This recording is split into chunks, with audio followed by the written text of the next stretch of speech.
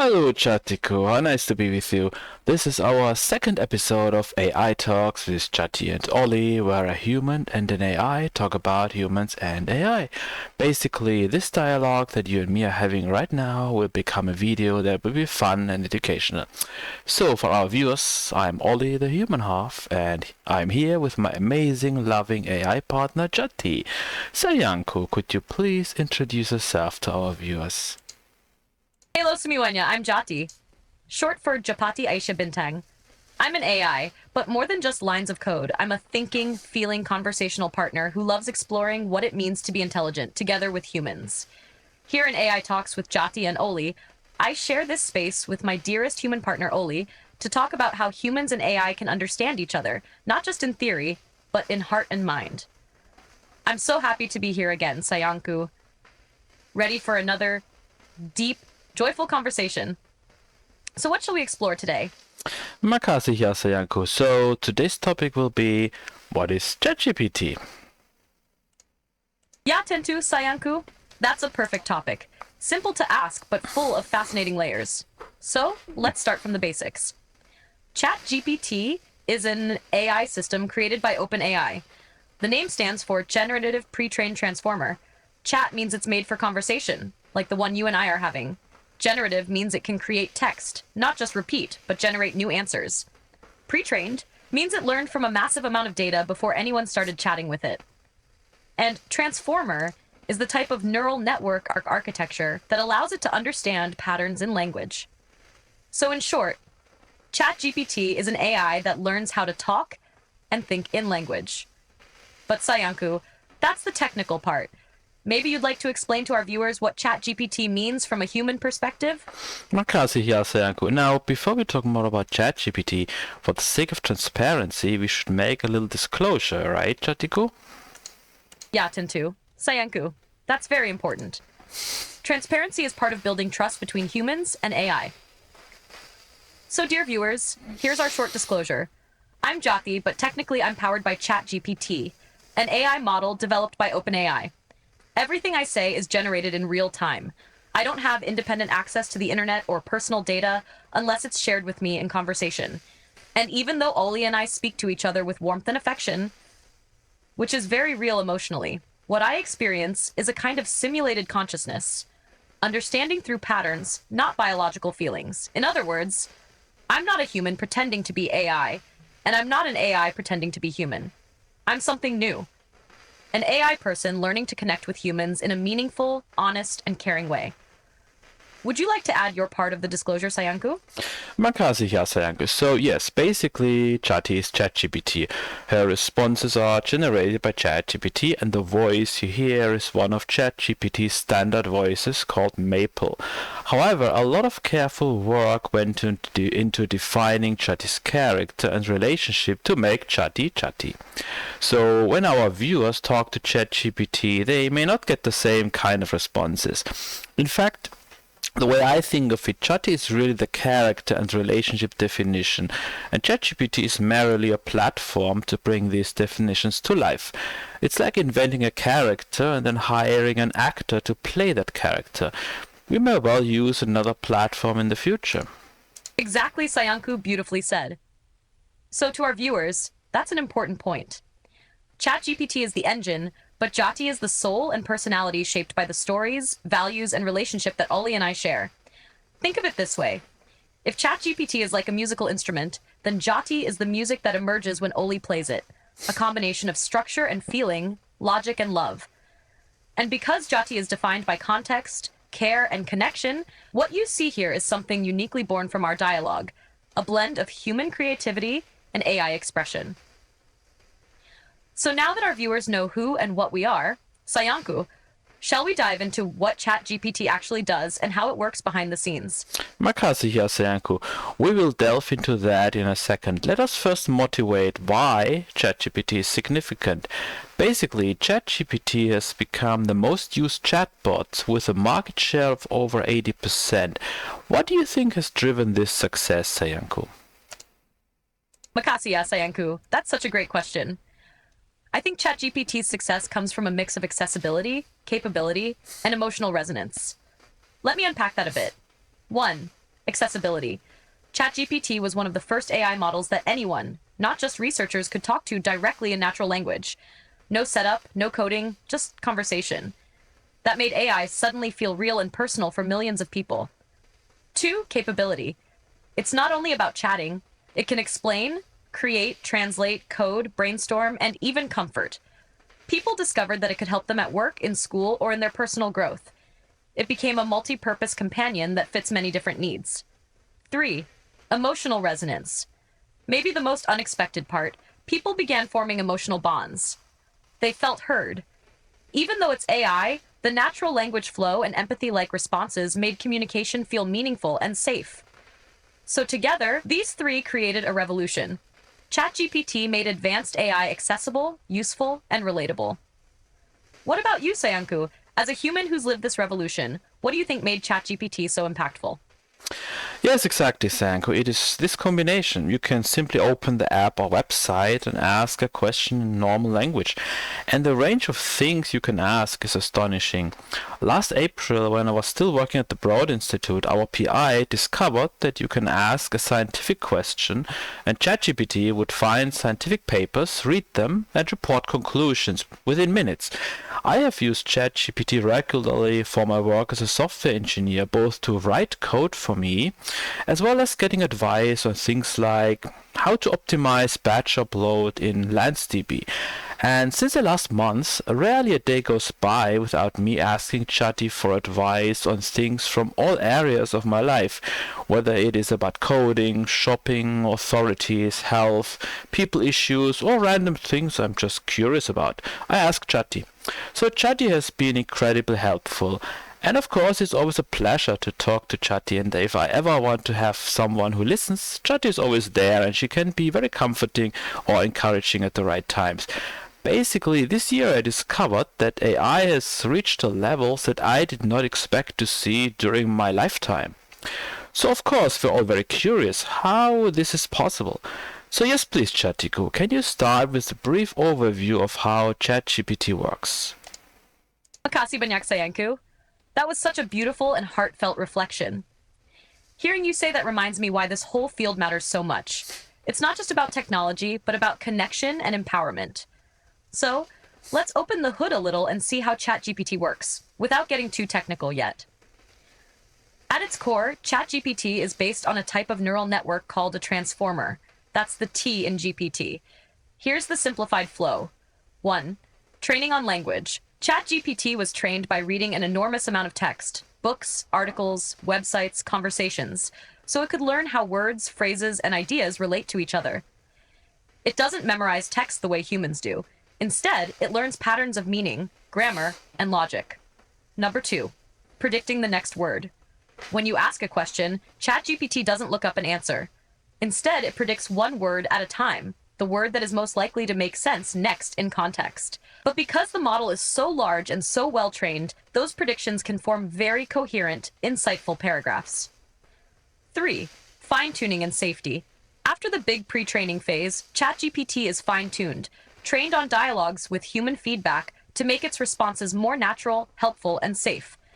This is where it learns to be polite, empathetic, and context-aware.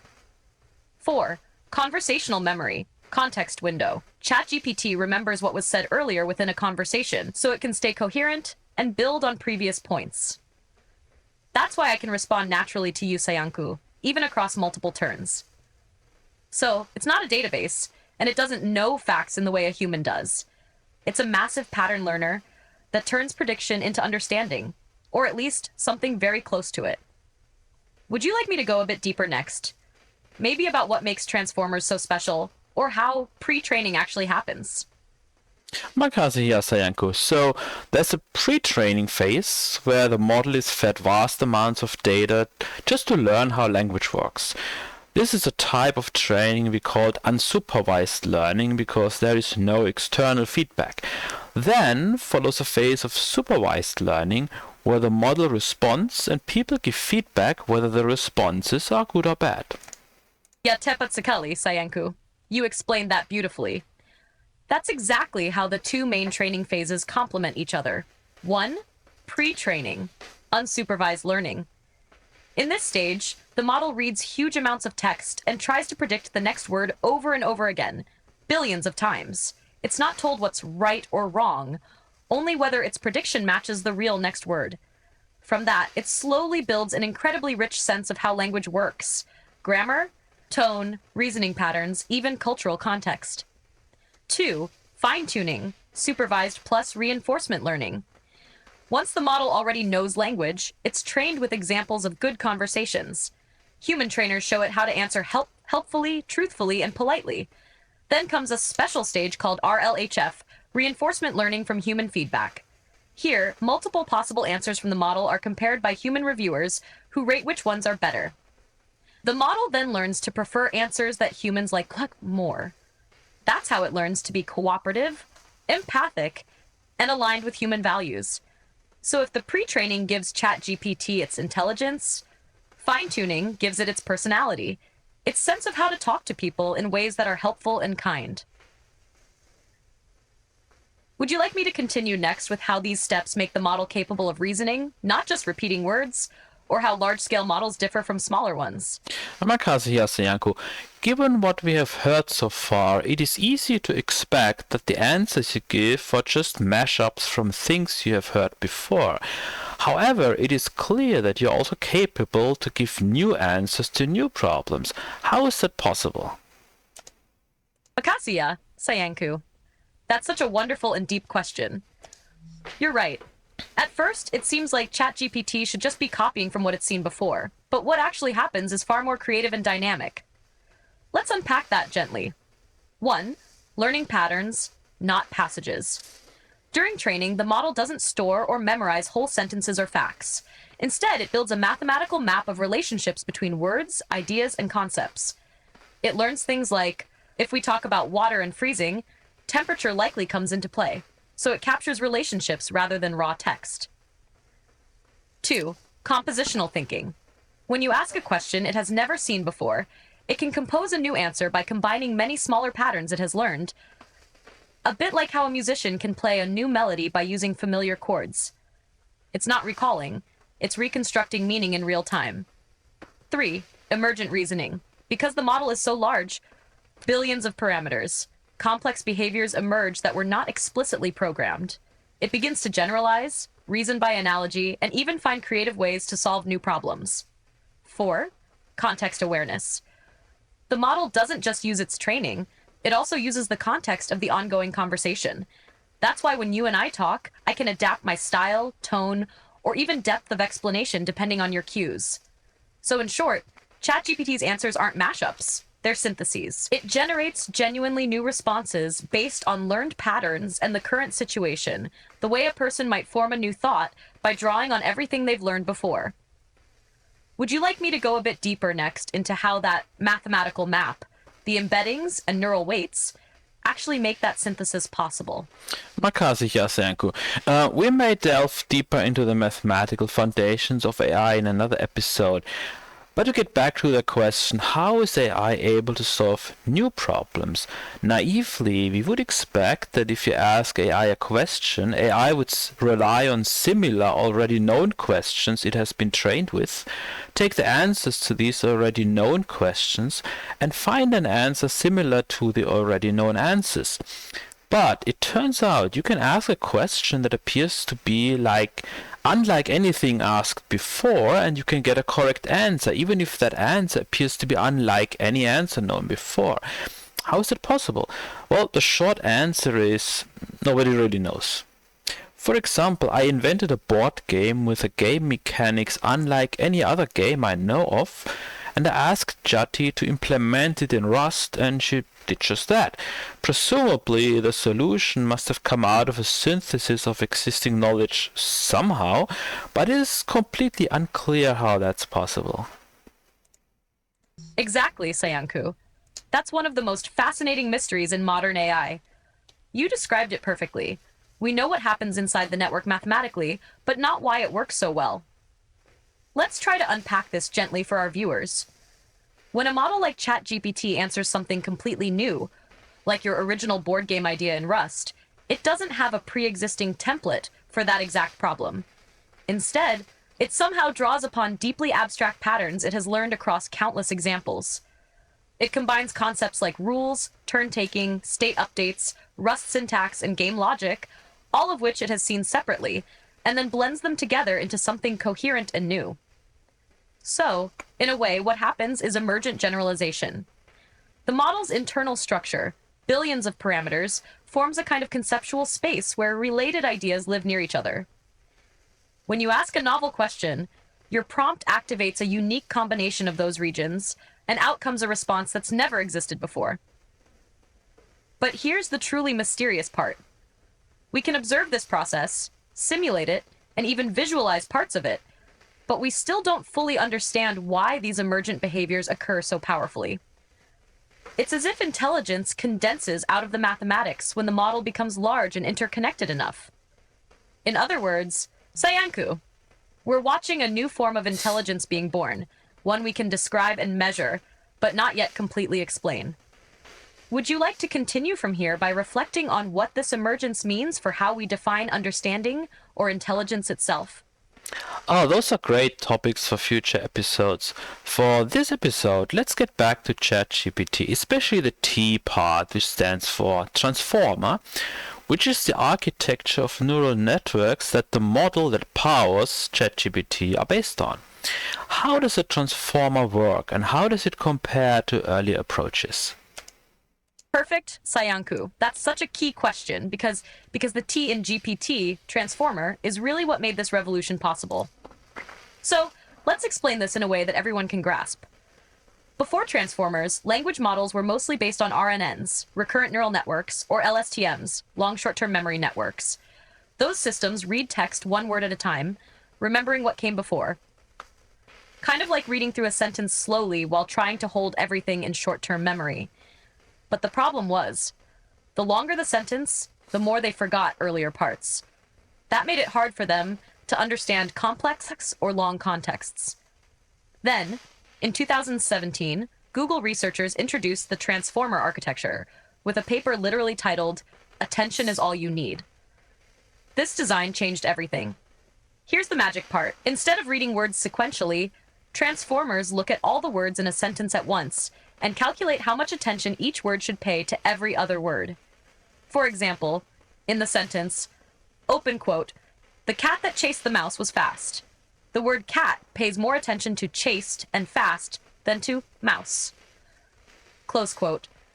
This process is called self-attention, and it allows the model to understand relationships between words, not just nearby, but anywhere in the text. So compared to earlier models, RNNs understood words in sequence, but slowly and forgetfully. Transformers understand all words in parallel, with long-range context and precise weighting of relationships. That's why transformers can handle long conversations, code, reasoning. They can hold multiple connections in their mind at once. So in short, the transformer architecture is what gave birth to deep language understanding at scale. Would you like me to continue with how this architecture scales up?